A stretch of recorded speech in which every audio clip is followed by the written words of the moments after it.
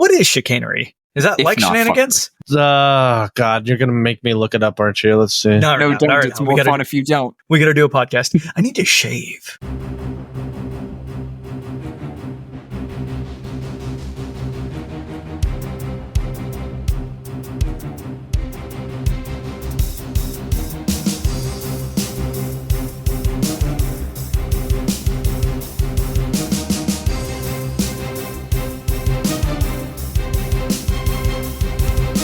Welcome to the RPGBOT.Podcast. I'm Randall James, and with me is Tyler Kamstra. Hi, everybody. And Ashley Lai.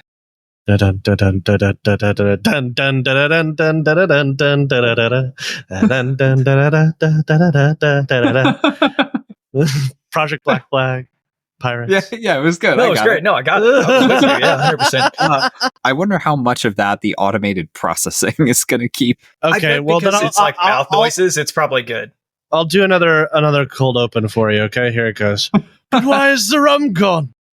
There you go. That's fair. Or what's a feature? What's a popular feature that they removed from Tales of the Valiant? I'm blanking right now. They didn't remove a lot of the popular ones. Yeah, I don't think they did. Dang, my joke doesn't work. Yeah, my joke doesn't work. But why is I guess something gone? Yeah. That makes sense. But why is the scuff gone? There you go. Yeah, that's good. All right.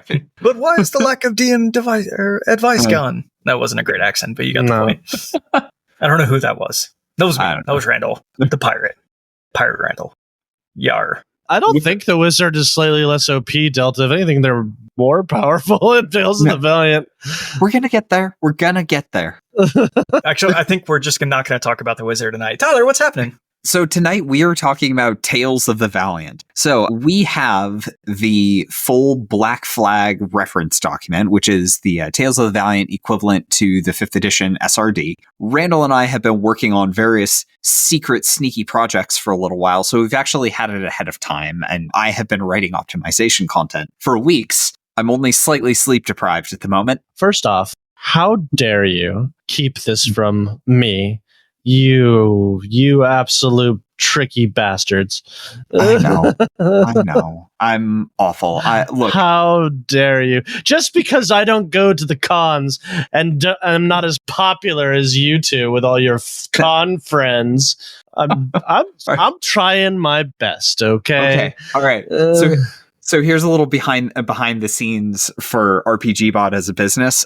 I am under a bunch of NDAs. So the number went from 0 early last year to double digits, like pretty quickly. That's kind of scary. That's a good thing. It means that more and more people are trusting you with their secrets, Tyler. So that's good. And the fact that no one on my team knows my secrets, which I guess means I'm doing a good job. But basically, I can't share anything with the team either until I also get the team under an NDA. And I'm still working on that bit.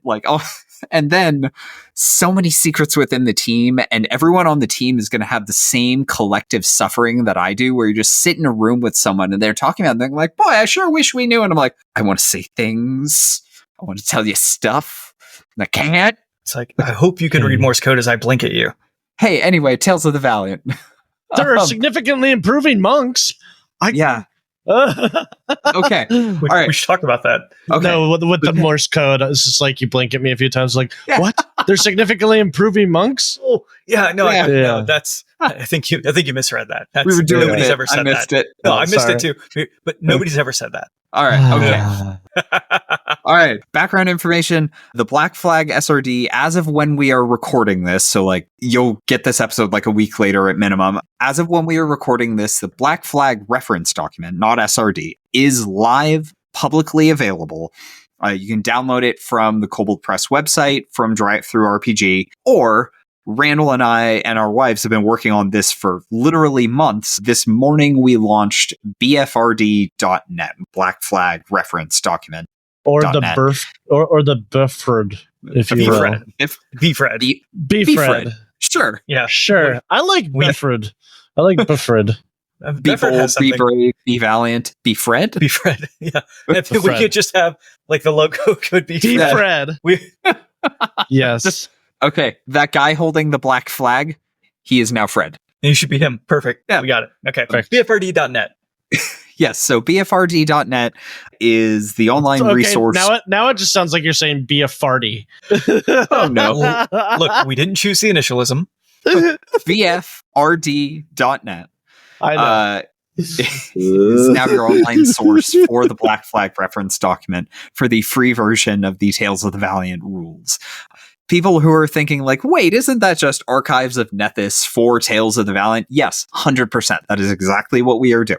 But the search is pretty good. Are they planning on releasing all of the character options and stuff for free like Archives of Nethys, or are they... I believe the plan is to publish the entire rule set under the Orc license. We are still waiting to see the full copy of Tales of the Valiant, so technically we don't know for sure yet, but we will have an answer to that before this episode is in people's feeds, and like stuff will happen. We're working on it. At this time, we do not know. All of that out of the way, tonight we're going to look at Tales of the Valiant's changes to characters specifically. We're going to look at changes to character creation and changes to the classes because there are quite a few of them and a lot of them are very exciting. We are RPGBot and we like building characters here. So we're going to look at all the fun new toys that we get to play with and I'm very excited about it. Are you?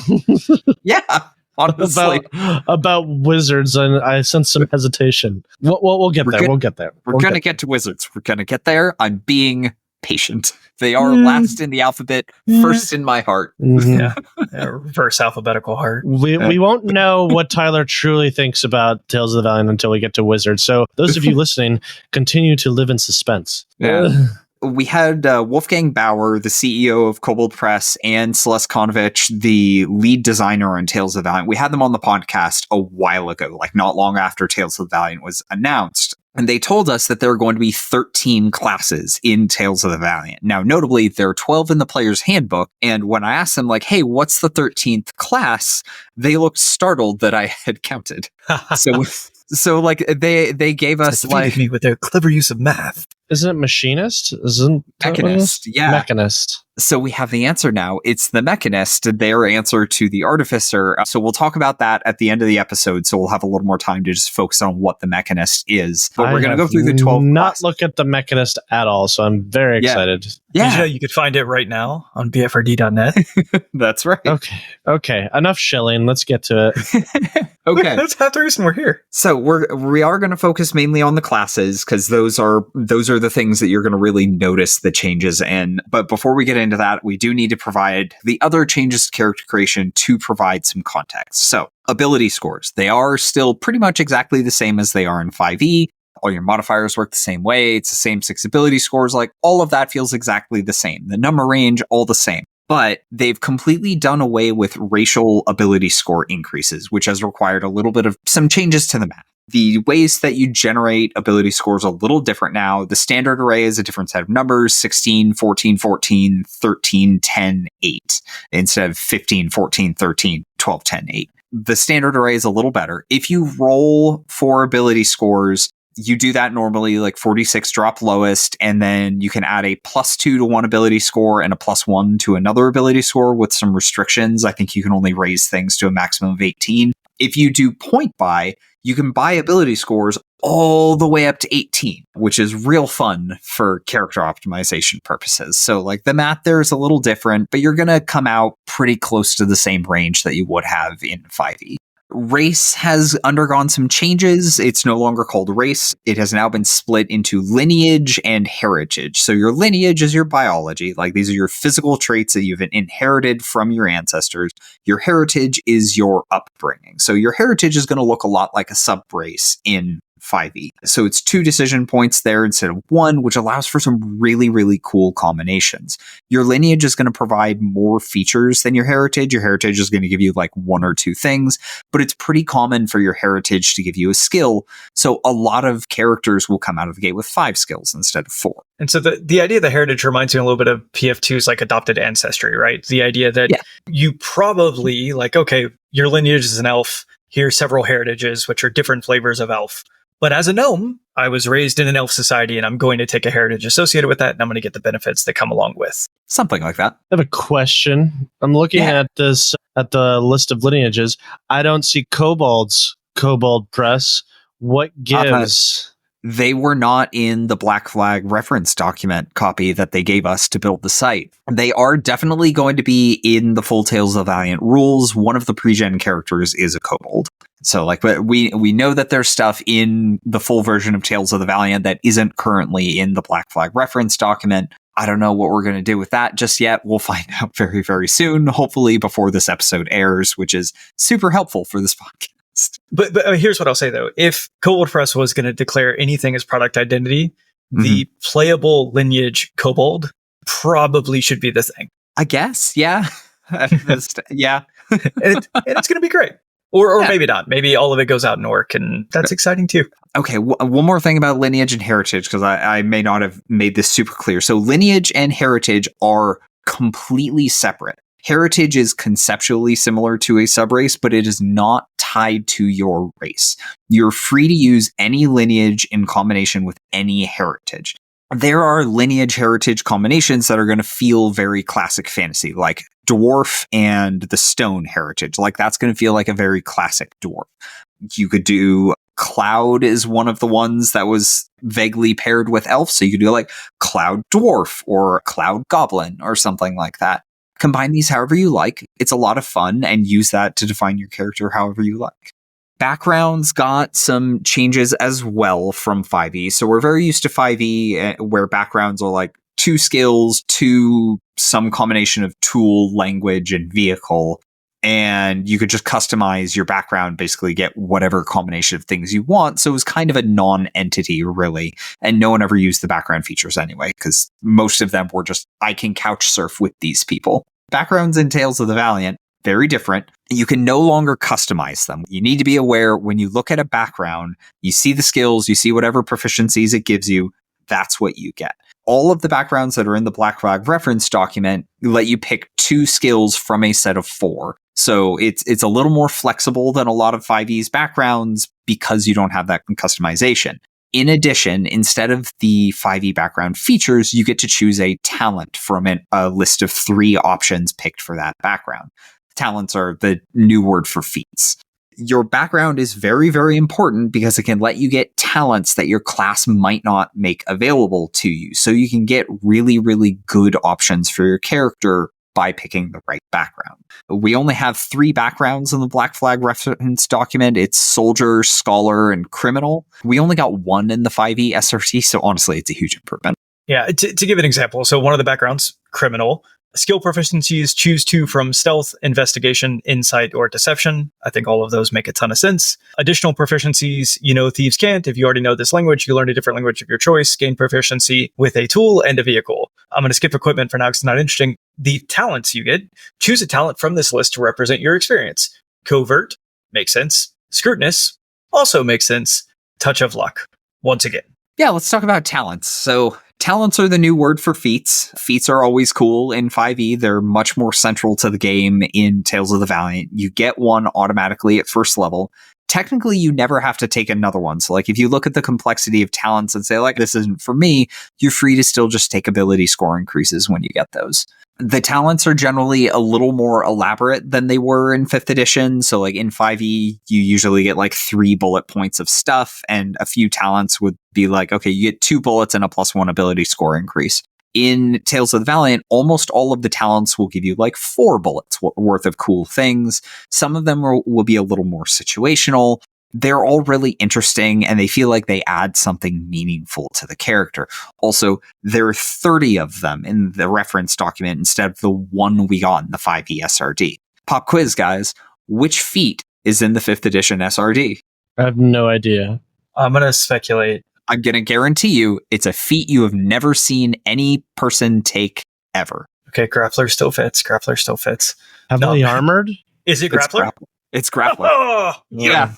The feat's so bad that they had to clarify after the rules came out that the first bullet is not operational in the full version of the rules. They ignored it when they updated from the playtest version, and it's still in the SRT. Lord. Yeah, that's awesome. That's funny. So there's 30 talents in the reference document, and a lot of them are really cool. At the same time, like we're used to in 5e, like if you build a character this way, you must take this feat. Like if you're using 2-handed weapons, you're gonna take Great Weapon Master. Like, there's basically no way around it. All of those like must-have feats have been altered, so they're no longer must-have. At the same time, like, there's a lot of other options that would also be appealing to those characters. So like 2 fighters using great swords could still be built very, very differently based on whatever talents you decide to enjoy. So yeah, the times you would take a talent, you might take a talent associated with whatever background you've taken. It's worth now maybe stepping this out a little bit, and then we'll come back and get more excited about talents.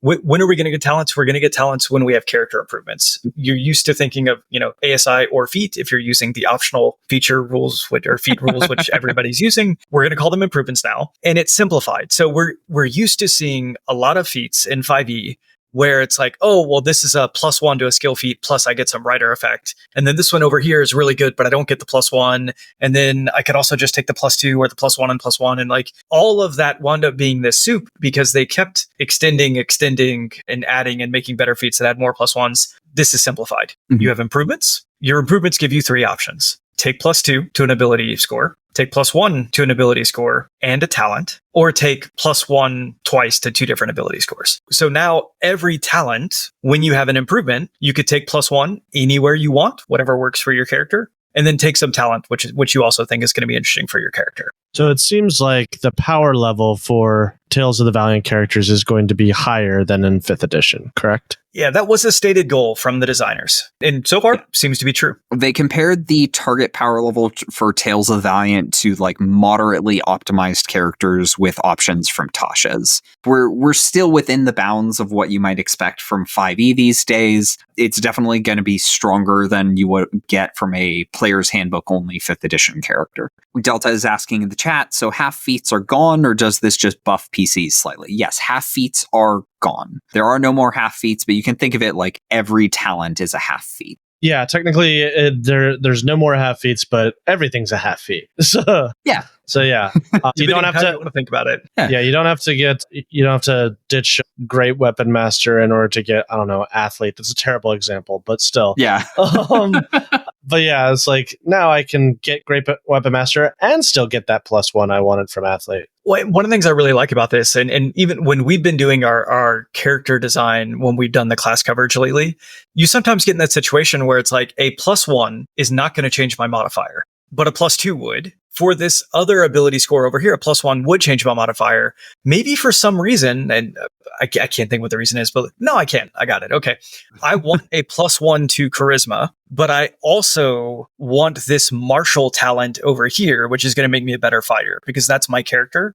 You can do both those things at the same time. And then the next time you get an improvement, do the +2 in strength related to that martial talent to make that martial talent more powerful versus being in that constrained environment where previously with the half feat, like I had to take this +1 right now. If I want the rider effects of the half feat, it's not doing me any good. It's basically completely wasted until I add another +1. I like this so much more. It's worth saying, and Tyler, forgive me if you did say it, and my podcast amnesia has already kicked in.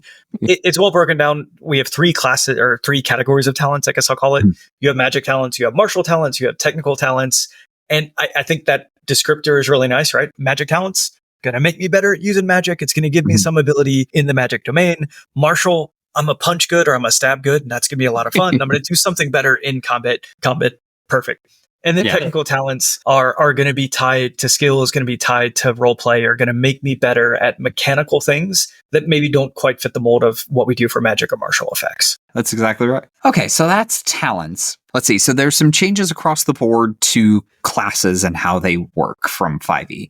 So first, extra attack is now called multi-attack. It's purely a name swap. It works exactly the same way as it has in 5e for years. So like nothing big and scary there. You're going to see 2 new things that are consistent across every class: heroic boons and epic boons.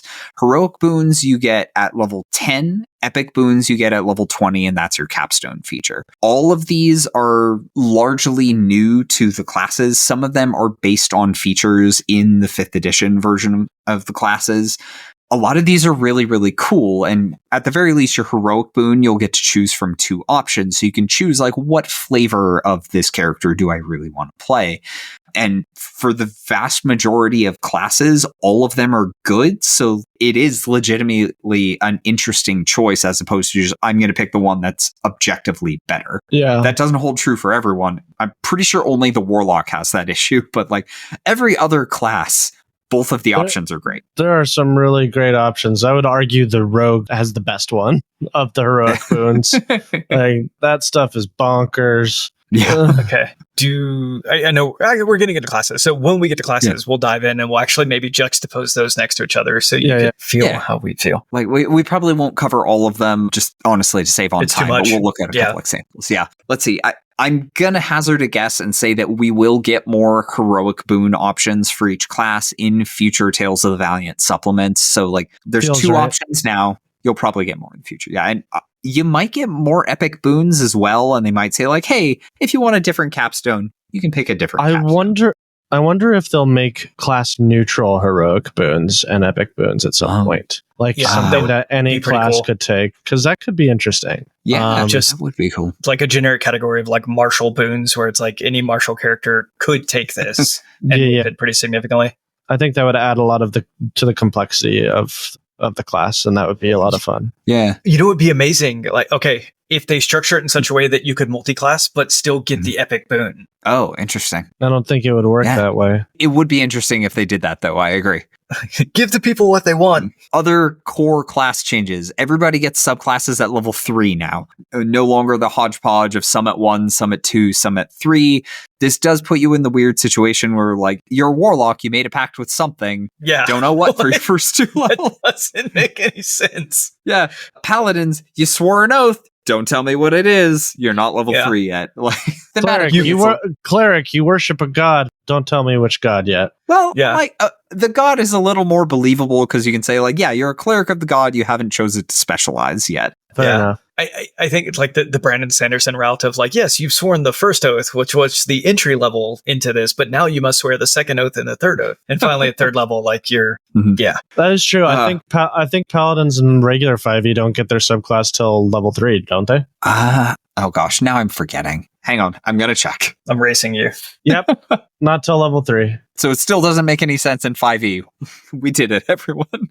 So since subclasses have been moved to level 3, that has required some shuffling of chairs. So like some features have been moved around in the first few levels to make your class playable right from level 1. Clerics at level 1 get to choose between, do I want to be a martial cleric? Do I want to be a caster cleric? If you're a martial cleric, you're going to get heavy armor proficiency. If you're a caster cleric, I think you get extra cantrips or something. I'd have to double check. You get to your proficiency bonus to damage of your cantrips. Oh, that's right. Yeah. God, that's such a good multi-class dip. Yeah, a lot of this has introduced some exciting new multi-class dip options. I mean, 5e certainly had no shortage of them, so it's no surprise. But like the fact that everybody gets something good at level 1 means there's something good to dip in there and steal at level 1.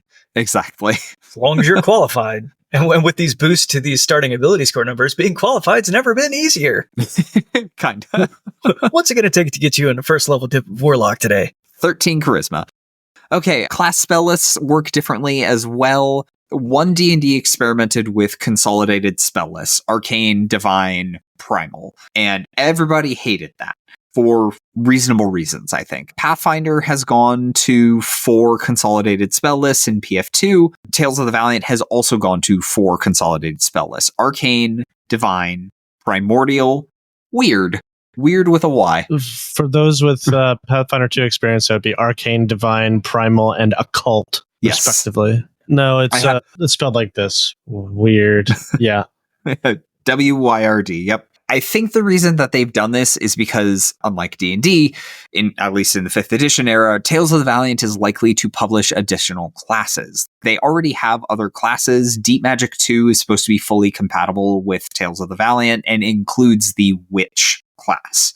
So it is almost certain that we'll get other classes, but in order to maintain compatibility with those classes, they need to have these consolidated spell lists just like PF2 does. Otherwise, you get into the 3X situation where like new class comes out, they give it a spell list, and either you stick to just the core rulebook options, which is super limiting, or you stick to whatever has currently been published, and you say like, okay, you need 10 books to fully play this class, and then most likely that class never gets updated again, so it's just left on the dust heap of history. With the consolidated spell list, they're much more future-proof and ready to publish additional spellcasting classes. Yeah, that was a big problem in 3.5. Less so in Pathfinder 1 because everything was free, but it was still an issue.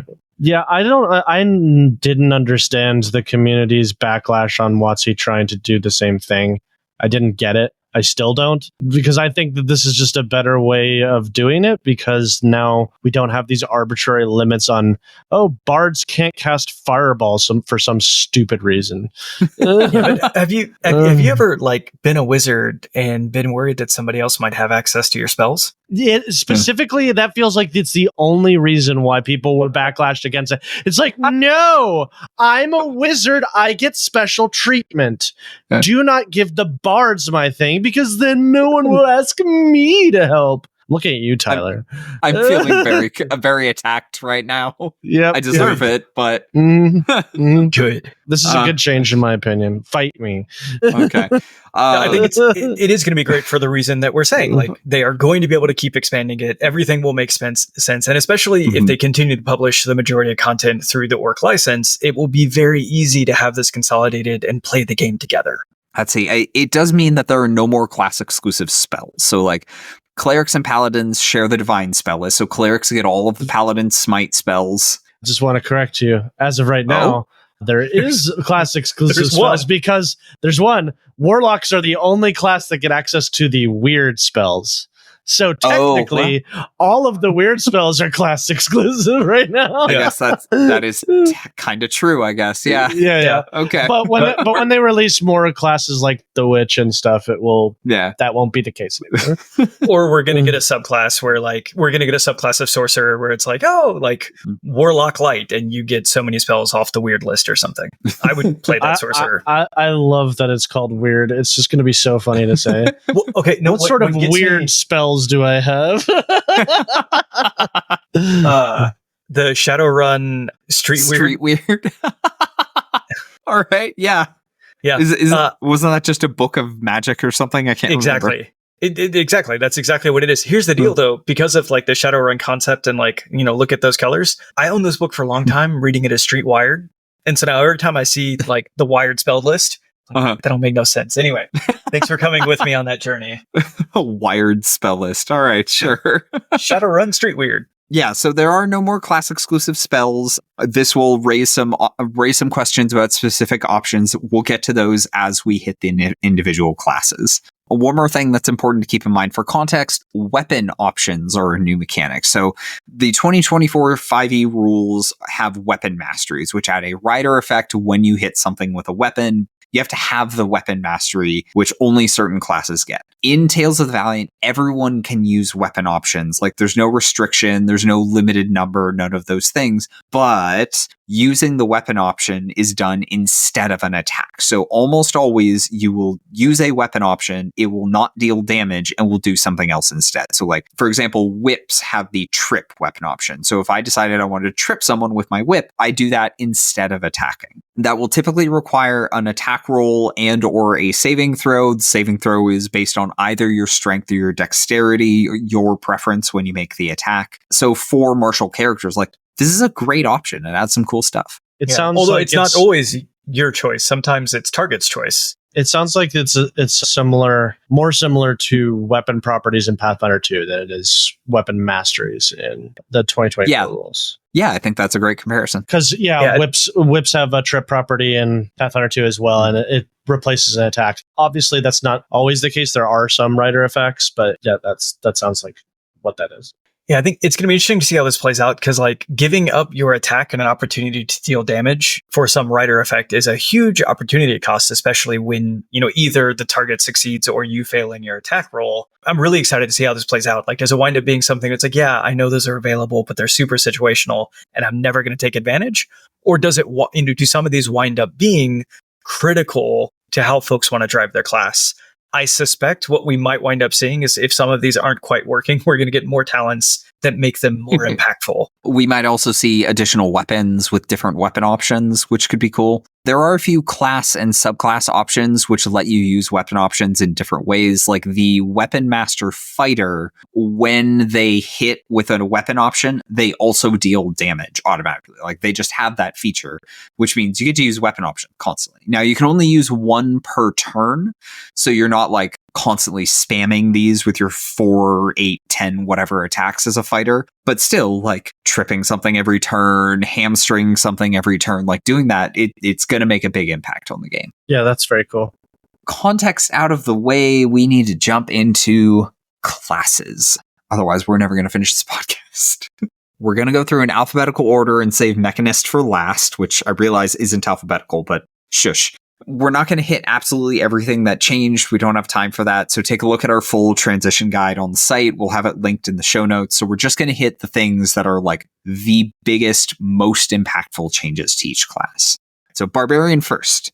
The first thing you're going to notice is unarmored defense is different. So in the 5e rules, it's 10 plus dexterity plus constitution. Now this meant if you wanted to max out your AC, you needed 20 dexterity. And who here has ever seen a barbarian with 20 dexterity? Mm-hmm. I'm hearing crickets. Yeah, what would you? Instead, it's just 13 plus constitution. Nice and easy, super usable. You don't need 14 dexterity to fill out half plate.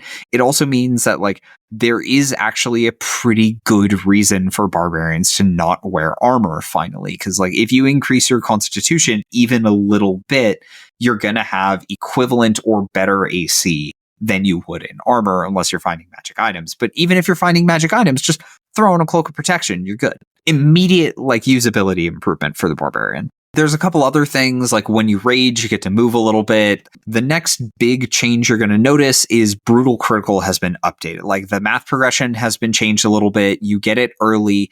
And crucially, it now increases your critical range to 19. So like instead of only critting on a 20, you crit on 19 or 20. A 3-level champion dip was kind of popular if you really wanted to enjoy brutal critical because it made it significantly more likely that you would actually score a crit sometimes. So they just gave that to you, which is huge because like barbarians really struggle in 5e at high levels. They don't deal as much damage as other martial classes beyond about level 10 simply because brutal critical isn't nearly reliable enough. So now, if you're attacking with advantage and you crit on a 19, you have a 19% chance on any given attack to score a critical hit. That's pretty cool. Like, it feels obvious the second you see it, but it just makes the class feel so much better during those like previously painful levels. Bard. So Bard's got the full arcane spell list. You guys called out Bards casting Fireball and Wizards being upset. I don't know how I feel about this one, honestly. Yeah, you're gonna love it. They're trampling on your toes. That's why you don't like it. Like, give Bards Fireball. They're just sorcerers that sing, though. Yeah, so honestly, like given the choice between the two, I kind of thought they would go for the weird spell list. Like in PF2, Bards are occult spellcasters. Yeah, and I agree. It is weird that they're going with the arcane rather than weird. I don't hate it. I think it's fine. Let's see. They do have a cool new feature. More spellcasting things. So magical secrets got updated. You get more of it now. It's spread across a bigger level range. Right at level 1, in addition to your arcane spells that you also know one spell of your choice from any other spell list. So in the 5e rules, bards have a couple healing spells, cure wounds, healing word. They get just enough that they can pretend to be a cleric in your party. Since the bards now have the arcane spell list, you can't do that anymore. But between magical secrets and the free spell you get at first level, you can pick up just enough healing to still kind of fill that role. So like you could take healing word at level 1 and then use magical secrets to pick up stuff like lesser restoration, heal, revivify, kind of fill in for a cleric. You're not going to be as good as a cleric, but you do still get the full arcane spell list behind that. But you're basically a wizard, so it's great. Yeah, you're a wizard with more versatility. Wizard who? I don't know what you're talking about. I don't need no wizard. Nerds. Nerds. Oh, let's see. Bards are still ritual casters, so we should talk about how rituals have changed real quick. So one of the big problems in 5e with ritual casting is for the majority of classes, like you had spells that were rituals. You could only cast them if you knew them permanently or if you had them prepared or you were a wizard. other than wizards, almost nobody had their rituals readily available because, like, I'm a bard, I'm a sorcerer. Like, why am I going to waste a spell known on Tiny Hut if I might never need it or if it might never have a mechanical impact on the game? So they've solved that by giving you a separate pool of rituals known. So all ritual spellcasters will permanently learn some number of rituals. So, in other words, they nerfed wizard again. Getting there. Getting there. Getting there. I can already feel the rage bubbling up in Tyler. They took my unique stuff and gave it to those clowns, those peasants. How dare they? The wizard is the master race, the Ubermensch. They're real good at rituals. That's their thing. They're the utility masters.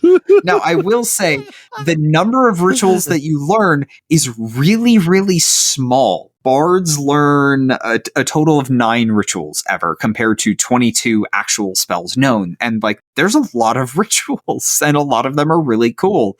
As an example, Prayer of Healing, 2nd level divine spell, lets you heal for like 2d8 plus casting modifier, and it's really good outside of combat because it heals like 6 creatures, so it's very efficient. That's a ritual now. You can only use it on the same target once per long rest to keep it from just being infinite healing, but the fact that it's a ritual means like, oh, I might actually take and cast this spell that no human being on the planet has ever used outside of Baldur's Gate. I just keep finding changes, and every change I find, it's like, oh my god, this makes so much sense. It feels so obvious in retrospect, but it's good. I like the setup for rituals. I think it's going to be great. Yeah. Quasi made a good point. Don't they already have a system kind of like this in Pathfinder 2?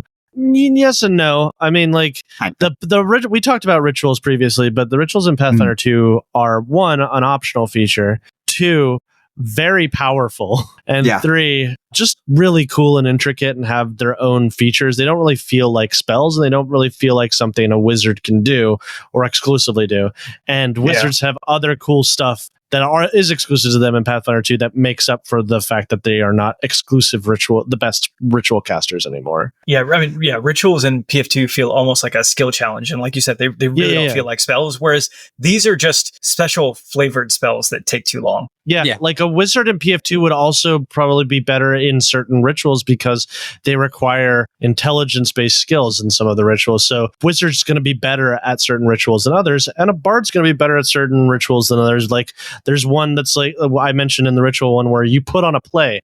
A bard is going to be amazing at that ritual. And it's also worth saying, like, if I remember correctly, like, there were prerequisites to learning a ritual, but often the prerequisite wasn't like be a wizard. It was just you have these skills and you commit this time to doing a thing, and you have somebody available to teach it to you. And so from that perspective, like, I love what PF2 did with rituals. These aren't those, and I think this is better than 5e's rituals. Yeah, so it's a different direction, but an improvement. PF2 will still always have my favorite way of approaching rituals. It's what I wanted rituals to be when I first heard about them when I was first playing 5th edition. So back to bards. So bards finally have something related to performing in the class. We did it, folks. 5e is solved. Let's go home. Good night. With the bards are barding? Yeah, I know. They have a feature called Bardic Performance. Yeah. You activate it as an action and then continue the effect for some duration. And then, like, you have to spend a bonus action to maintain it. And it has some effect that varies by performance. You'll get a couple from the core class. Some of the subclasses will give you additional Bardic Performance options. But it's basically like, I'm going to go into support mode. I'm going to strum my lute in combat and, like, activate it this turn, bonus action on future turns. But you still have your action for, like, casting spells and fighting and things like that. Font of Inspiration got a really cool update. In addition to recharging your Bardic Inspiration on a short rest, it now lets you use Bardic Inspiration as a reaction in response to an ally failing a check. So massive quality of life improvement there. Now, I think they're doing the same thing in the 2024 rules. Who knows who did it first, but, like, it's real good. See, I already mentioned that Magical Secrets is more frequent. So, like, Bard is going to feel a bit different. Like, this is one of the classes that saw more changes. I know this is a little bit away from what we're talking about, but the Bardic Inspiration thing reminded me of another change that we should quickly talk about, which is the Inspiration change, which I think is very good and a massive improvement over like just regular Inspiration. Not Bardic Inspiration, not just Bardic Inspiration. Yeah, I think they changed it to okay. luck or something is That's what right. they call it. Yeah. I love that system. It's great. The regular Inspiration 5e is kind of garbage, which is why everybody home rules it. Exactly. Nobody uses the rules because the rules suck. The rules are bad. You can only ever have one, and you have to say you're going to use it before you use it. As a result, nobody uses it. So if you've used Inspiration before where it's like, oh, I get to re-roll when I failed, that's not raw. That's a house rule. It's a very popular house rule, but it's still a house rule. The change they made in Tales of the Valiant is actually pretty clever. You can hold multiple. I don't know if there's a limit to how much you can hold. There is. It's 5. 5. Okay.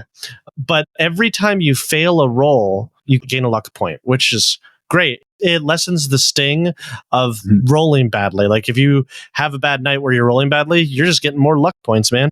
And you can spend those luck points to give yourself a bonus on your roll equal to the amount of luck points you spend, or you can spend 3 luck points to just re-roll.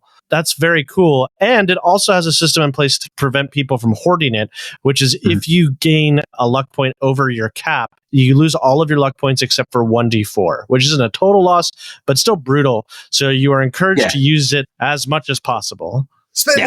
Spend it. You can only generate luck once per turn.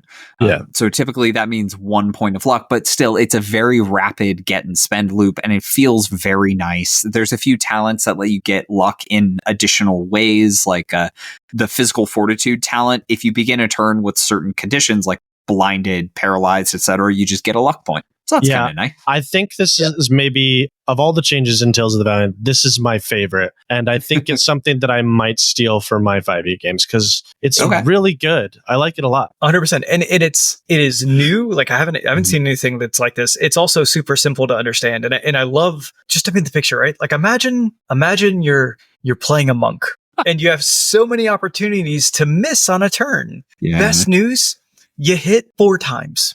You get extra attack, you do flurry of blows, you hit 4 times, and you don't get any luck, and that's fine. Probably you're going to miss one of those, and you're going to start banking that luck. So every turn, just one more luck. By the end of combat, when you roll bad, you could finally fix it. That applies everywhere, but, That's about right. Well, kick the monk while they're down. It's a consolation prize to those who have terrible luck, and I love that. That's great. Anything that we can use to manipulate the dice math in our favor is welcome. It feels like it feels like a feature built for people with bad luck, and I'm glad they built something for me.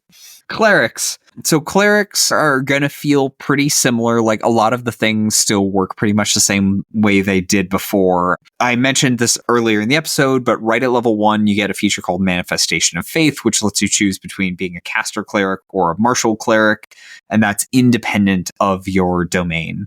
We know the 2024 rules are going to do the same things, like not a big surprise here, but it does mean that like if you're building around heavy armor, you don't have to sit around in medium armor till level 3. We got some big changes to Divine Intervention. It now lets you cast any spell from the Divine Spell list, including spells of a level that you can't cast. Sorry, I should stop saying level. It's called Circle now. Spells Circle. That one's going to be hard. Not going to lie. It is. Yeah. Because we got rank, circle, and level now, and like level is the OG. I can get used to rank. Circle's a big ask. So you can cast spells of any circle, including ones that you can't cast normally. It does require an ability check, and if the circle is higher than you can cast normally, it's considerably harder. So like you can do something absolutely amazing, incredible, but it's hard. But it's also still way more reliable than 5e's Divine Inspiration, which was borderline non-functional. So like the bar is buried in the ground. I have to double check, did they fix Divine Strikes? Because I hate that feature. I hate that feature so much. I don't know if they did. I think that's part of the Manifestation of Faith. Okay. Yeah, you may be right. Manifestation of Faith. Yeah. Where are you? So Manifest Might, you gain... Nope. In addition, you gain the ability to infuse your weapon strikes with divine energy once per turn. When you hit a creature with a weapon attack, you can deal additional radiant or necrotic damage equal to your proficiency bonus. Yeah, thank you. Oh yeah, so you get that right from level 1. Okay, so it looks like Divine Strikes has gone away, but in its place, so your subclass will give you something at level 7, which is close to when you would get Divine Strikes at level 8. Looking at the War Domain, attacks you make are particularly potent. When you deal damage with a weapon or spell attack made with a divine spell, you can reroll any ones you roll on the damage dice. You must take the new result. That's not great. Not perfect, but with the Manifestation of Faith, you're getting a nice damage boost that you get right from level 1 instead of having to wait for level 8. So like it's not a complete loss. It's not all bad. Also, clerics get all of the paladin's smite spells now. So there's that. It's also not just a bad idea to pick the weapon one anymore, because I feel like it's kind of on the same thing as the cantrips. Like, you're getting proficiency bonus to your cantrips or to your strikes, and because you now have access to smites, there's an argument to be made for you to be a melee cleric, as before, where it was like, don't be a melee cleric unless maybe you're the only exception I could see is like if you're a war domain cleric, maybe, or if you're a death domain cleric. Those were the only two exceptions of picking the melee ones. Druid's got some interesting changes. So they did the same thing that 5e has done for a while, where Wild Shape becomes like a pool of resources that you can use. They also got a new feature called Nature's Gift, which lets you heal. You might be able to heal yourself. I can't remember. You can heal creatures as a bonus action. It works very similarly to healing. So that's going to let you do some extra healing per day, which honestly, it's a nice convenience. You don't need Healing Word. It's not a spell, so you can do it on the same turn as casting a leveled spell, which is great. Just in general, feels like a good feature. It can be you. Good. Wild Shape's beast form got some updates, so it's no longer like search every beast in existence and find the perfect one for the situation. You know 2 forms when you first get the feature, like the number increases. So you'll have to actually think about which forms your druid knows and like pick options that suit whatever your cleric wants to do with them reasonably well. But if turning into an animal isn't appealing to you, druids get a feature called Draw Power. So they can spend those wild shape charges to recharge spell slots. And this one's a little nuts. So I'm just going to read some of the text to you. Wild Shape, Draw Power. As a bonus action, you can reshape the natural enemy energies around you to draw them within yourself and recharge your spellcasting ability. When you do so, choose a single expended primordial spell slot to recover. The recovered spell slot must be of a circle equal to or less than your proficiency bonus. For example, a 5th level druid with a PB of +3 would recover an expended 1st, 2nd, or 3rd circle primordial slot with this feature. You can't use Draw Power while transformed, yada yada, even if they have multiple uses of Wild Shape available. So, druids still get Wild Shape multiple times per short rest. It's once per short rest at 2, and it scales up to 4 times per short rest at level 18. So at level 18, your proficiency bonus is +6. You get Wild Shape 4 times per rest, so you can recover 4 6th level spell slots per short rest. Insane. That's insane. Yes. At the cost of your wild shape. Yeah, but if you're not a shifter, you're not going to be using your wild shape all that much. Yeah, exactly. Like you're using those spell slots. They probably it probably shouldn't have been that strong. Like they might want to take another pass at that. Yeah.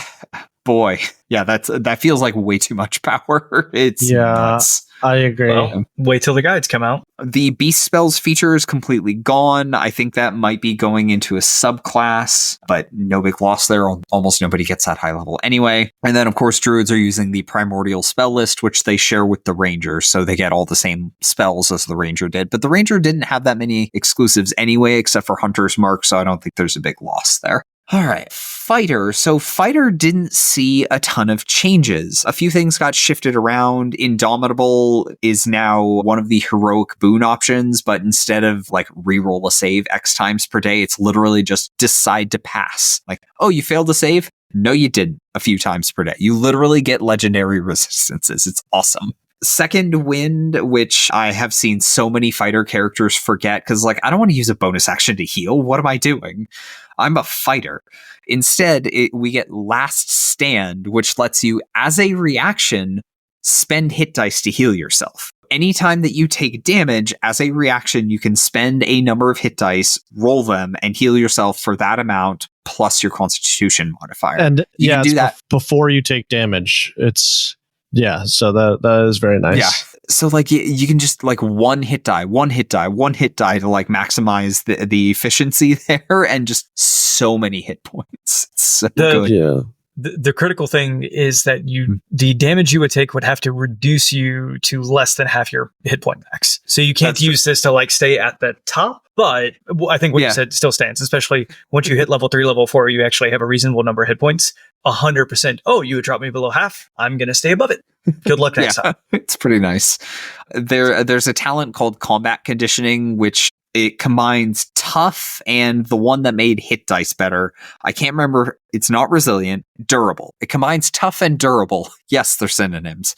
+2 hit points per level, and also adds a floor in your hit dice rolls. So you can take that and it affects last stand. So your hit dice roll there is always consistently good. And like there's great. All those little interactions between things all feel so incredibly satisfying. I'm sorry. You're suggesting people take tough? So unlike you.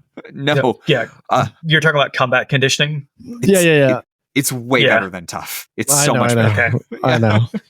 This one's going to be a little controversial. So fighting style has been replaced with something called martial action. So all the classes that got fighting style in 5e now get martial action. And this is always a bonus action that you take that will have some effect in combat. They're going to vary in effectiveness because of course they do.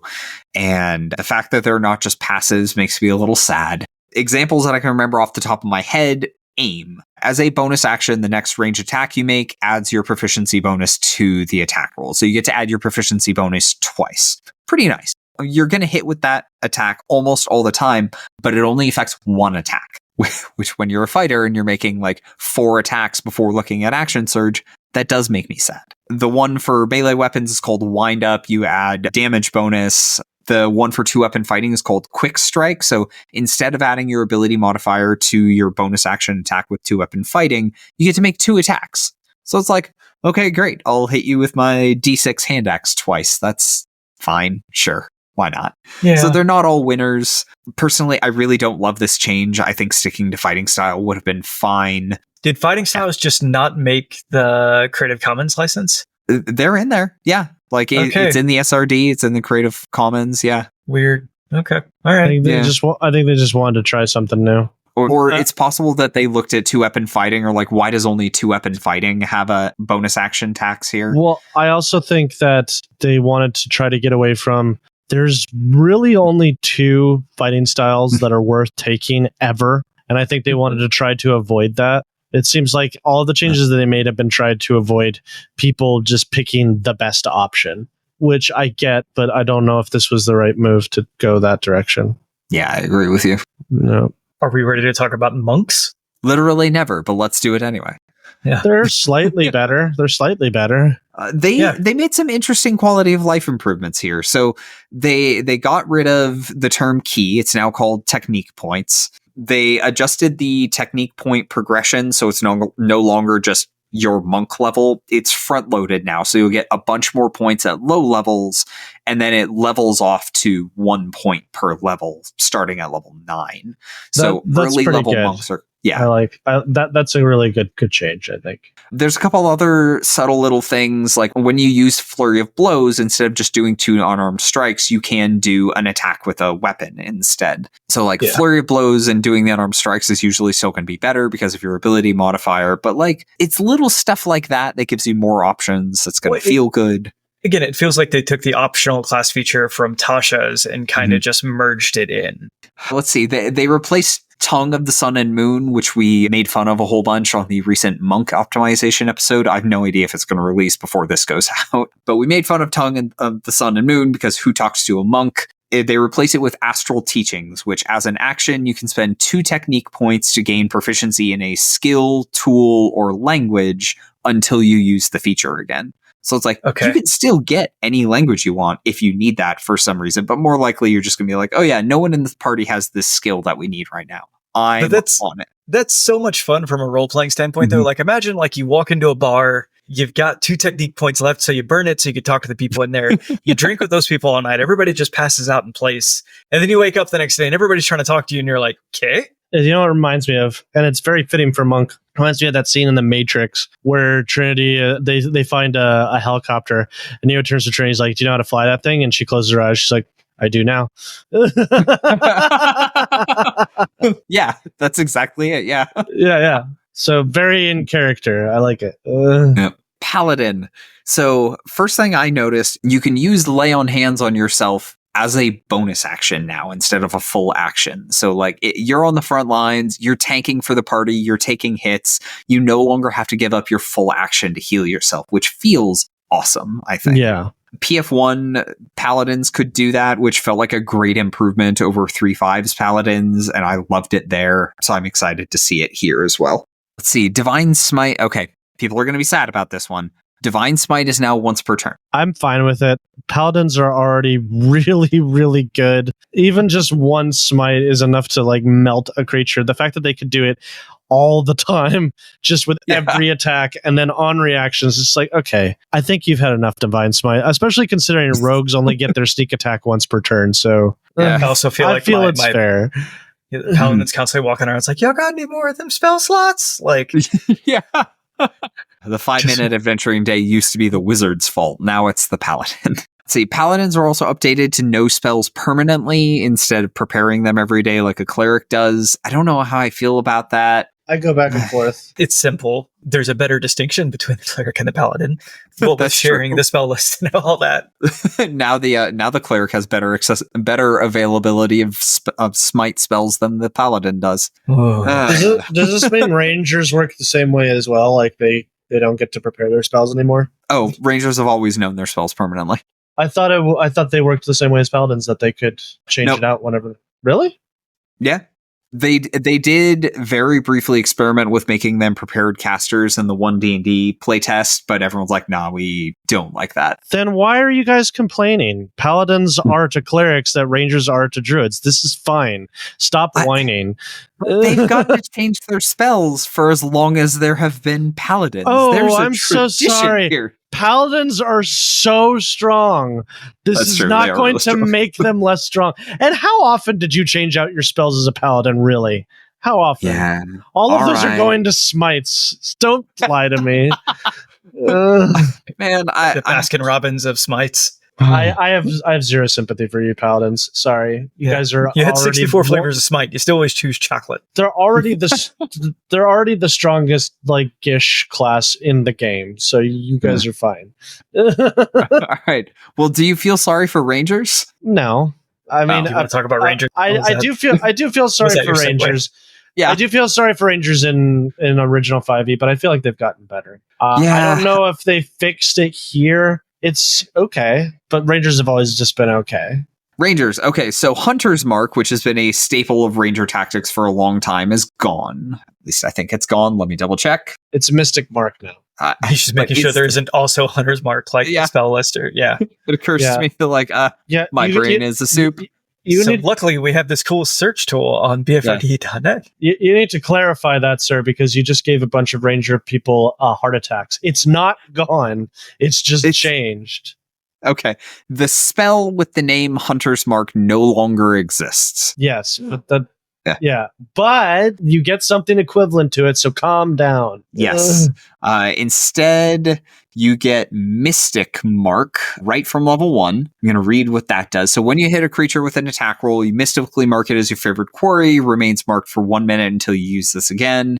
While a creature is marked, you deal an extra 1d4 damage to it each time you hit it with a weapon attack. You can use this a number of times per day, equal to your proficiency bonus, and the damage scales up to 1d10 eventually. So unlike Hunter's Mark. So unlike Hunter's Mark, unlike Favored Foe, but like mechanically it works a lot like the Favored Foe optional class feature, but the damage scales, and it is every time you hit with a weapon attack. The 2024 rules look like they're going to make it like once per turn when you hit with a weapon attack, which everyone is upset about because it's a huge nerf to the Ranger. Yeah. So I'm excited. Also, the biggest change it doesn't require concentration anymore. Congratulations, Rangers. Oh, yeah, that's right. You can now use your concentration on other things. Yeah. Aren't you happy? Like, it also doesn't require a bonus action, which means 2-weapon fighting builds are way better for Rangers now. Yeah. You can go into combat. You can get the quick strike martial action, which lets you do the 2 offhand attacks with 2-weapon fighting. And at level 2, you can make 3 attacks and have all of them apply the favored foe damage to the same creature. So you're doing pretty solid damage with this thing that way. It's overall a massive improvement over Hunter's Mark, I feel. The only downside, I don't like the name. I don't like Mystic Mark. Yeah. It doesn't fit. It really doesn't. We're aligned. It sounds like all-brand cereal. It sounds like children's party music. Children's party magician. It sounds like a cult name. That's what it sounds like. The Mystic Mark. Yeah, it just sounds like something that you would put on like an Eldritch Knight or something, not a Ranger. It's sad that they can't use Hunter's Mark because Hunter's Mark is just so iconic. I mean, it's in the Creative Commons. They literally could use Hunter's Mark. Just use Hunter's Mark. Mystic Mark is bad. They probably didn't want people confusing it. Like, if they called it Hunter's Mark and changed the effect, people would get confused. Like, they could have Quarry. They could have called it Hunt. Actually, just Hunt. That would be cool. I don't know. Or Favored Foe. But then, that one's not Creative Commons. That might get them in trouble. Fair enough. But then, like, they do have, features down the line which are built on top of Mystic Mark, where I think then maybe there winds up being this confusing thing. It's like, okay, well, I have Hunter's Mark, but I'm using the old Hunter's Mark for some reason, and it's fine. Oh, actually, yeah, that's some good thing to call out. So Mystic Mark does do some other stuff. Eventually, you get, like, if you're within 60 feet, you always know where the creature is. One of the heroic boons lets you use Mystic Mark to automatically mark a creature as soon as you roll initiative. And that same heroic boon, if a marked creature is reduced to 0 HP, you can use your reaction to move it to another creature that you can see. So, bag of rats. But I don't have to, because I can assign it when I roll initiative. Like, that's kind of a jerk move to roll initiative. Sorry, rat. That's true. You only get PB per day. You gotta conserve it. That's okay, that's fine. I'm gonna use I get your point. We could transfer it. Yeah. I'm preparing the action on initiative. I slam this rat. You two and your bags of rats. Hey, look, let's see. I'm making fun of this rodent murder. Favorite enemy has gone away. Good riddance. Instead, we get Explorer. You can choose a climb speed or a swim speed. You have advantage to track things, and you get to move through difficult terrain unimpeded. Yeah, Rangers are good at getting around places. They're good at hunting. They're good at eliminating single targets. They still feel pretty cool. They get the full primordial spell list, but they've gotten rid of some of the features that nobody likes. You no longer have the Hunter's Mark tax quite as much. It feels like a nice set of improvements, in my opinion. Yeah, I feel like the Ranger's now a good class. I wouldn't call it a great class, but it's a good class. Favored Foe is a 7th level hunter feature, the subclass of the fighter. The one thing that I think is a little bit funny here is, like, some of the subclasses we're not getting in the BFRD. Let's see what we get out of Tales of the Valiant. Gloomstalker is a fantastic subclass. And so are folks going to figure out how to glue these things together? Or are folks going to say, like, I'm going to keep playing the 5e Gloomstalker rather than playing the TOV Hunter, even though the base class for the Ranger is better? One of the things that's an upside to Tales of the Valiant is if you want to play your subclass and there's not a one-to-one equivalent in the BFRD, you can pretty easily just sort of play it as is with DM permission because it's meant to be backwards compatible with 5th edition. So I think if you want to play Gloomstalker and just have your subclass features adjusted to different levels than they were, I don't see why that would be a problem. And I don't think it would break a lot. I would let it allow at my table, and if I hit something super squirrely, we would just have to work through it. But I think as long as you and your DM set that expectation up front, you're probably going to be fine. Oh, wow. Okay, wait. Tales of the Valiant, are we DMing or GMing? GMing, okay. Yeah, Dungeon Master, I believe, is a trait. It's still product identity. Okay. And you guys have it absolutely right with the subclasses, like that conversion method where you just take a 5e subclass and just adjust the levels to the new subclass feature levels. That is exactly how it's intended to work. That is exactly what they want folks to do. Like, you are very much intended to use these classes with pre-existing 5e classes. It's like what Pathfinder 1 was for 3.5. It's like they're doing changes that we don't like, so we're allowing you to continue doing the stuff you like while adding on to it. So That's the dream. Speaking of things that you might not like, let's talk about the rogue. I think the rogues are okay. Came out okay in this. The first thing well, honestly, you might not notice this. They changed the way the rogues get their weapon proficiency. So previously it was simple weapons, rapiers, long swords, short swords. Oh, and also hand crossbows. Now it's simple weapons and martial weapons with the finesse property. This notably means rogues don't get proficiency in hand crossbows, but as cool as a hand crossbow is in concept, literally no one uses them. I know a few rogues who use hand crossbows, but yeah, I would agree. Range sneak attack. What do you mean? Why? You can do it with a light crossbow for better damage, though. Yeah, but you can dual wield with hand crossbows. No, you can't. If you take two-weapon fighting is melee only. No, if you take the crossbow expert, you can. Oh, well, that's not... Yeah, okay, it is basically dual. You have a point. Well, crossbow expert, unfortunately, doesn't exist, at least in the Black Flag reference document. I do find it weird, though, the Valiant 6, which are like their iconic characters, the Valiant 6 rogue uses a hand crossbow. So, like, they may have made the art before they finalized this decision. Or just not proficient, that's all. Using those luck points. Okay, so there are some, like, minor fiddly changes to the rogue. Like, they changed the level at which you get a bunch of different things. The only other, like, really major change to the rogue is the new feature, Precise Critical. Like, rogues have their nice, steady, flat damage progression from sneak attack. Precise Critical lets you crit on a 19 or 20 and adds some additional weapon damage dice when you crit. Very similar to the Barbarian's Brutal Critical. If you're attacking twice per turn with two-weapon fighting, or if you're hiding and attacking to get advantage, you're going to crit decently often, and you're going to get to roll a great big pile of dice when you do it.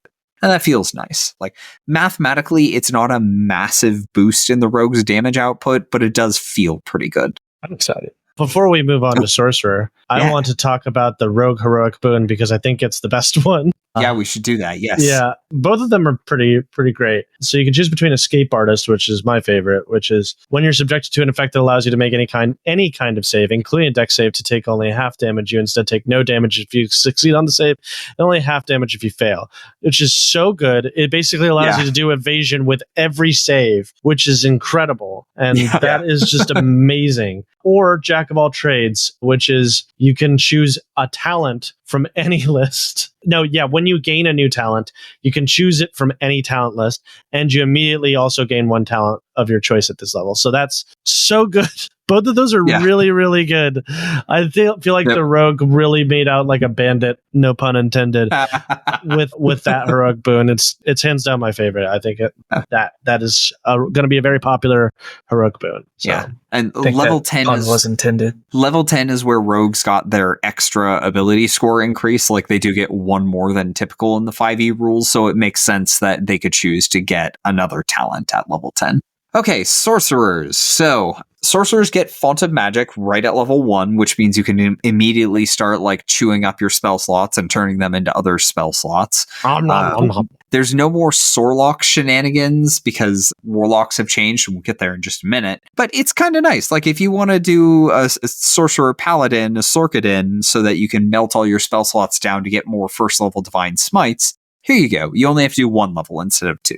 There are 6 new meta magic options in the Black Flag reference document, so some of those are pretty cool. Go take a look. The progression of how many meta magic options you learn has changed a bit. You start with fewer of them, but you do learn more eventually than you would in the 5e rules. There's a new feature called Sorceress Renewal that lets you recover some sorcery points on a short rest. Previously, you needed a Bloodwell vial to do that. And then at high levels, you'll get a feature called Devour Spell. I love this feature. It's so cool. I want to say something about Sorcerer Renewal before we move on. Like, again, I think this is smart game design of like, the thing that every sorcerer is going to ask their DM for is a Bloodwell vial. What if we just skip that? And now you can get your sorcery points back. The number you get is actually pretty good. It starts at 1d4 plus 1 at level 5, and then every few levels, it adds another d4. And at level 17, you're getting 4d4 plus 1, which on average is going to be 11 sorcery points per short rest. And that's pretty great. Almost good as a wizard. I mean, Devour Spell is so awesome. It's basically kind of like low-grade counterspell. Like, it allows you to roll a check against the spell circle. If you succeed, everybody that's targeted by the spell gets advantage on the save First off, very good. And they take half as much damage from it, even if they don't make the save. So already very good. And if that's not enough, you also gain a number of sorcery points equal to the spell's circle. Oh, man. God. So when the Lich throws like a 7th level fireball at you, Christmas done come early. It's great. It turns a bad situation into a juicy arcane magic. Or even better, you know that fog or darkness cloud that the DM put on you? How about no? How about I just eat that spell and end it instead? It's so great. I love it. And why didn't sorcerers have this from the beginning? It's so freaking cool. Yeah. What's really so once you successfully devour a spell, you can't use this feature again until you finish a long rest, unless you spend 4 sorcerer points to do this. But great news, on a short rest, I'm going to get back so many sorcery points. Or, if someone hits me with the 4th level spell, I get to use it right over again, baby. I just spend those 4 sorcery points. Do it again. Oh God. DMs that like to use caster enemies are going to hate sorcerers. They are really going to hate sorcerers. Yes, absolutely. Warlocks. Okay, this one is going to be controversial, so I'm going to ask everyone to chill for a minute. No. Okay. No, I'm kidding. I actually think what they did with Warlocks is I think it's good. People are going to freak out when they hear the first part, but give it a minute before you freak out. I think it's actually pretty good. So Warlocks now use just regular old spell casting. And I'm going to let everyone just have their feelings for just a second. A lot of people have fallen out of chairs, cracked cars. Remember that controversial thing? that controversial thing WotC did with the 2024 rules where Warlocks were half caster? Yeah, that's back. They're half casters again. Now that you've had your feelings and hopefully you're coming back wait. Tyler, what makes them different than any other caster then? Yeah. They were special. They get a special thing called Pact Magic, which allows them to cast any of their spells at the highest possible spell level that they can, spell circle they can use twice without expending a spell slot per short rest. So that's awesome. Yeah. And I feel like that is a good compromise. It still allows Warlocks to do more than just cast 2 spells per short rest. It also allows them to have that appeal of being able to cast their spells very powerfully and get them back on a short rest. Yeah. And to be clear, it's 2 at 13th level that goes up to 3 at 17th level that goes up to 4. Really what we're saying is like Warlocks are still Warlocks and they still have Pact Magic the way that they used to have Pact Magic, but with slightly top level spells. Yeah. And in addition to that, they actually get spell slots in a spell progression to just use magic. It's just Warlock, but more versatile now, which I think is actually great. When I first saw that they were half casters, I was mad myself too. Until I saw the Pact Magic feature, I was like, oh, this is just better Warlock now. Yeah. And now the Pact Magic is limited to your subclass spells. Yeah. So like it does have some restrictions. It's not just extra free spell slots on top of being a half caster. But speaking of that, you know what is changed? That's a very good change.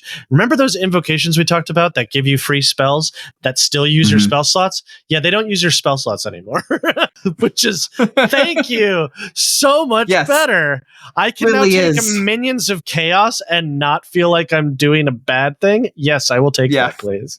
Like Sculptor of Flesh, just polymorph for free once per day. Fantastic. Yay! Yes, please. We're doing the Baldur's Gate thing where we get free spells from our invocations. Yes, please.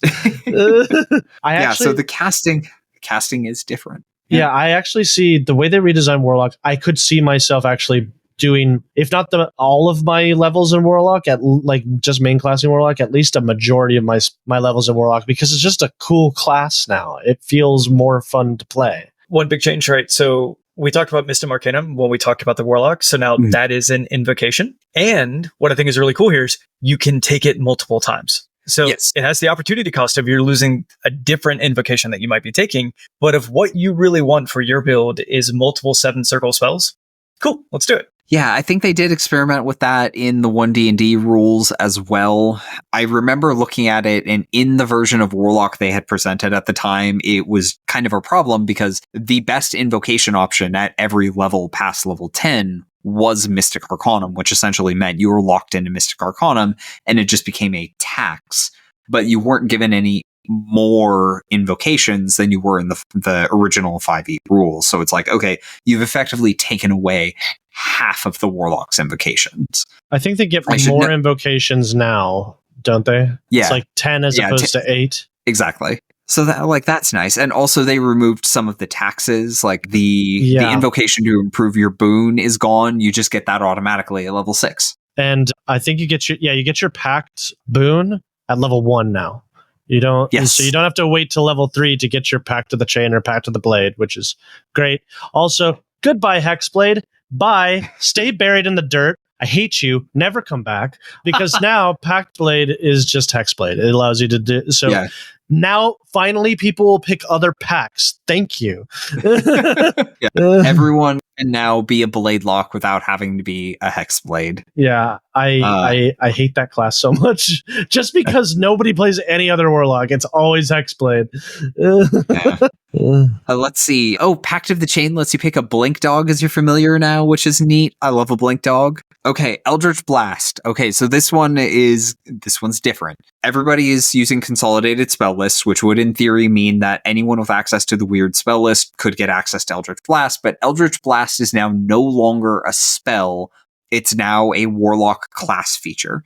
The number of rays only improves based on your Warlock levels. So you can no longer be like, oh yeah, I'm a Bard, I'm going to take 2 levels of Warlock to get Eldritch Blast and Agonizing Blast, so I have some damage that I can do. Now only Warlocks get invited to that party. No more Eldritch Blast for you. Sorry. It is also notably, well, I guess it was a cantrip, so it didn't matter with the leveled spells, but it's not a spell anymore, so like it no longer has any interaction with bonus action spellcasting, things like that. I don't think it actually has a mechanical difference because Eldritch Blast was a cantrip. Yeah, when you do so, make a ranged spell attack, but your point is that it isn't a cantrip or a leveled spell. It is a class feature. Oh boy. All right. It's wizard time. Give me your salt, Tyler. All right, it's wizard time. I'm excited. So we talked about the ritual thing and how everybody learns rituals permanently, so rituals are more accessible to other spellcasters. Wizards get that too, but they are the only spellcaster that can learn more rituals than they are given from their class. I think Pact of the Tome might be able to do it, but in terms of core class features, only wizards get to learn more rituals. So you still get to hoard spells and rituals like some kind of magical magpie, which is the wizard fantasy, in my opinion. Also, pondering of various orbs, apparently. Also the fantasy, absolutely. Yes. Yeah.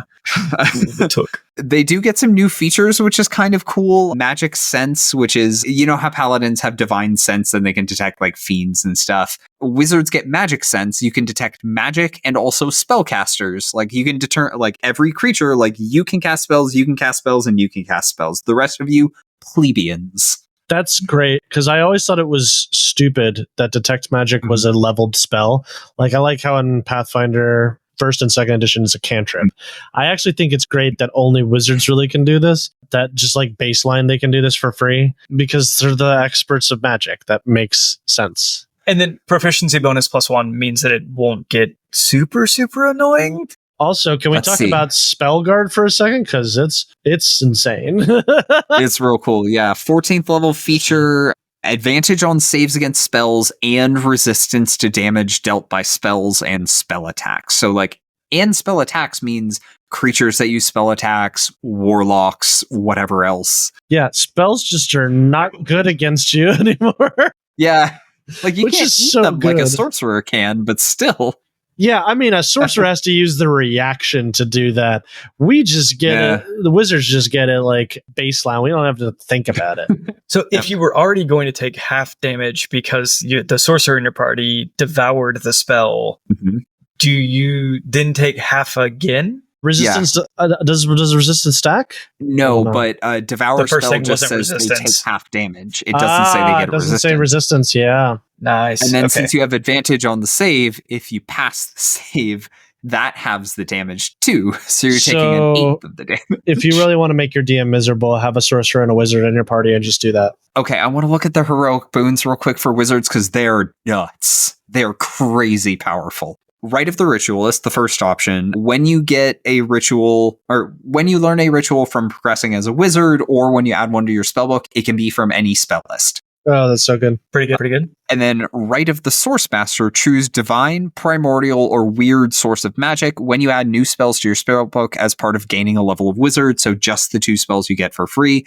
You can choose spells from the arcane spell list or the spell list that you chose. You get to level 10 as a wizard, you can start learning cleric spells. You want to raise the dead, you want to cure wounds, you want to do you want to smite? Bring it on. Wizards can do it. I finally get my necromancer fantasy. That's pretty incredible. Yeah. Oh shoot, I missed the last 2 sentences. In addition, you can now copy spells of your chosen source into your spellbook. So just like, pick another spell list, you get that one too. Way to go. Yeah. It's like the one thing wizards weren't good at was healing, and now they can be if you want them. That's not what you're going to choose. That's not what you're going to choose, Tyler. You're going to choose weird, because again, weird is, unless you're a warlock, you don't really get access to it baseline. That's fair. So, all right, so I'm going to get to level 10, and then I'm going to get weird. I mean, you're already weird. Correct. Tyler. I know. Wired. Oh well. Now. Okay, this one did make me sad. They reworked spell mastery. So in 5e, spell mastery, you picked 1 first level spell and 1 second level spell. They both had to be not action casting time. Like, they couldn't have a casting time longer than 1 action, but then you could cast those spells at will without spending a spell slot. And that's awesome. That is so good. They replaced that. You now get to pick rote spells, I believe, up to 4th level based on some like previous features, and you get to cast them once per day without spending a spell slot. So you do get some extra free spell slots, but it's not as insane as spell mastery was in 5e. No, you don't cast it with that's just rote spells. Spell mastery, yes. Yeah, rote spells, for those who are wondering, you get to prepare extra spells that don't count against the amount of spells that you normally prepare. So basically, the wizard just has more spells prepared, which increases their versatility. So there you go. Exactly. So the wizard is still the master of utility and magical versatility. You'll have more spells prepared. You'll have more spells that you can prepare. You'll have more rituals than anybody else. And eventually you can have access to multiple spell lists. And just look at me. I can do anything. So you're happy, Tyler? Actually, yeah. Like, okay. I was looking. We went into this. I thought there was going to be so much salt about the changes to the class. Like, I saw the changes to ritual casting in like the playtests and stuff, and like for a while I was very like, okay, come on, kobolds, like give me something here. But no, like, I love this. This is awesome. Like, Tyler's at the end of the list, and everybody's being given a gift by Kobold, and he keeps seeing all these awesome gifts, thinking it's like, I'm not going to get nothing. I thought it was special. And then at the very end, like, you really pull it out. More spells and versatility. How did you know? You know how you have the biggest spell list? What if we made it bigger? Yes, just what I wanted. More of the same. Yeah. No, wizards are still OP as hell. God, I love them. So happy for you. So, gentlemen, overall thoughts? I'm stoked. Like, there's a couple specific features that I'm kind of iffy on still, like martial action. I don't love it, but overall, I'm really happy. I think they did good stuff. I will say it made me feel better about it than when the previous playtests and stuff that I saw, because previous I was feeling kind of very cynical about it. I was like, what is the point of this? I don't get this. This is just 5e again. But no, this is kind of what the 2024 rules should have been, if I'm being honest. Yeah. I think there's a lot of things in here that I just like better than the 2024 rule set. I don't like where they're taking some of the stuff in the 2024 rule set. That being said, I do think weapon masteries are just a huge, good, positive thing for the 2024 rule set, and are going to beat weapon options here. As for highlights for me, like I said, the lock feature, best change in the game. Rogue boon is really good. I think my favorite change of all of the classes is the warlock. I just like the warlock is better now, and I think it's good. Because I always liked warlock. Warlock for a long time was my favorite class until I realized that I couldn't really take them as a singular class anymore. So that changed to sorcerer. Now I might go back to playing warlock again because it's cool again now. I think I'm generally excited about this. You know, we've talked about this before. It feels like the goal here, and I think practically they've stated it as the goal. All right, we went from 3.5 to Pathfinder 1, and Pathfinder 1 is beloved. And meanwhile, WotC moved on to 4th edition, which was less beloved. Not beloved at all. We don't know what 2024 rules are going to be. When we did the comparison between the 2024 cleric and the Tales of the Valiant cleric, like my big takeaway from there is I felt like the Tales of the Valiant cleric was more true to 5th edition. It was a cleaned up, better version of the 5th edition cleric than the 2024 rules. 24 rules had just moved on. I say that to say that I feel like folks are going to feel like, you know, sit down and pay attention. Don't just assume you know all the rules of the game. But flip through the Black Flag reference document, flip through the Tales of the Valiant book itself, really familiarize and open your brain to recognizing it's slightly different. I am the worst at that, by the way. Like, I'll watch a movie and read a book, and I'll be like, yeah, I remember that scene in the movie. And it's like, no, that was only in the book. I think if you pay attention, you give this a chance, you're going to find that there's a ton of quality of life improvements. The game plays a lot better, no matter what class you're playing, especially for the classes that are a bit beleaguered in the original in 2014 rules. You're going to have a better time across the board in Black Flag, in Tales of the Valiant. And I think potentially when 2024 rules come out, we might find ourselves in that situation again where people look at it and say, like, this is too far away. This is not what I was hoping for. And if you want to keep playing 5e, you know, Tales of the Valiant's here for you. I don't want to dump on the 2024 rules too much, because there are, if I recall, there's some class changes in there that I actually was a fan of. I think there are some good changes. There's, again, things I don't like. I would say right now Tales of the Valiant is higher in my opinion because there's more I like than stuff I don't like, whereas that's not really true for the 2024 rules. But I will say I think that they both scratch a different itch. So if you like 5e but you want something just more different and like some new ideas and stuff like that, I think the 2024 set will be more your speed. If you think 5e is great and you just want slight improvements that just make it better and feel better to play, but still fundamentally 5th edition, then Tales of the Valiant is what you should go. 2024 does seem to be just a completely, even though they're saying it's essentially like 5th edition 0.5, it's kind of like a new edition that takes a lot of inspiration from 5th edition. But yeah, so that's my recommendation. I should say before we forget, we did promise we would talk about the Mechanist. I think we're going to have to save that for a different episode, unfortunately. But hey, we'll do an optimization for the Mechanist because it's a cool, unique class. It deserves a little room to breathe, more than we can give it in like the 2 minutes that we would give ourselves right now. Yeah, and maybe we can try seeing if we could bring in an Artificer subclass into the Mechanist and see if it works. Oh. Dang, yes, let's do that. That sounds cool. Yeah. It was always the plan, right? No? Sure. Yeah. I'm kidding. Mechanist only has the one subclass, so it's not like all three of us can pick a different subclass. Well, in the reference document, there's only one subclass. We'll find out in a couple of days how many they actually get in the player's guide. Fair enough. So soon. I guess it's worth saying, for folks listening in the chat, Kobold Con is this weekend. For folks at home, Kobold Con was last weekend.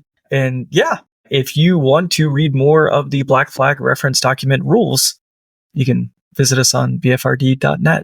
All hail the Leisure Illuminati. I'm Randall James. You'll find me at amateurjack.com and on Twitter and Instagram at JackAmateur. I'm Tyler Campshaw. You'll find me on RPGBOT.net, Facebook and Twitter, RPGBOT.net, and most other socials as RPGBot. Ho there, brave heroes. My name is Sir Ash Eli, and you can find me being valiant on Twitter at Graven Ashes or on YouTube at Ashraven Media. You can also join me in my quest in recruiting other brave adventurers such as yourselves on startplaying.games, where when this game comes out, I might be persuaded to run it. Link in the description. I think you nailed that.